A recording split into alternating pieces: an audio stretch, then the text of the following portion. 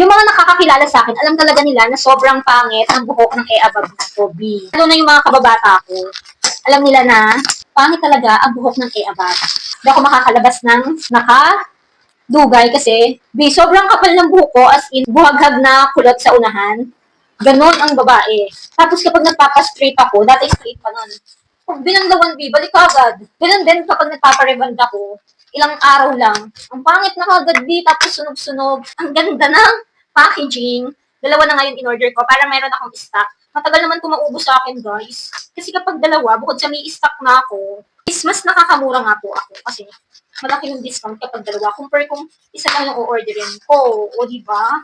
Ito siya, guys. So, wala nga pong damage na nakarating sa akin itong Brazilian Hair Botox Ultimate Straight ni Mary San. Napakaganda, guys. 1,000 ml na nga po ito, guys. Perfect to kung katulad kita na lutong-luto na sa pagkakareban ng buhok, nagko-color ng hair, damaged hair, rebanded hair, color hair, dry hair, frizzy hair, and bleach hair. Ito yung perfect sa atin, guys. So, kung katulad kita na lagi nagpapariband every 6 months, so damage na nga yung hair, ito po yung gamitin nyo, si Brazilian Hair Botox. Mura lang naman po ito, wala pa tong 200 pesos. Nasa 100 plus lang po ito. Ayun nga po, kapag dalawa, mas makaka-discount po kayo. Tapos 1,000 ml na nga po ito. Napakalaki po nito. And maganda nga po siya sa hair. Ito nga, buhok ko. 3 months na nga po itong rebanded.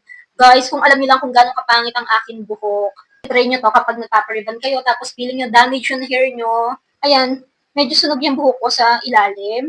Lalo na kapag hindi ako gumagamit nito. Pero kapag gumagamit ako nito, medyo shiny nga pong tingnan yung aking buhok, lalo na sa ilalim. Alam niyo yan, kapag rebanded kayo, meron mga sunog-sunog talaga dito sa ilalim. So, kailangan nga lang po siyang i-treatment. Ilalagay ko yung link nito sa aking yellow basket kung gusto nyo ng looking shiny yung hair nyo, kung luto na yun sa gamot. Or laging nire-reband and kinukulayan. Huy!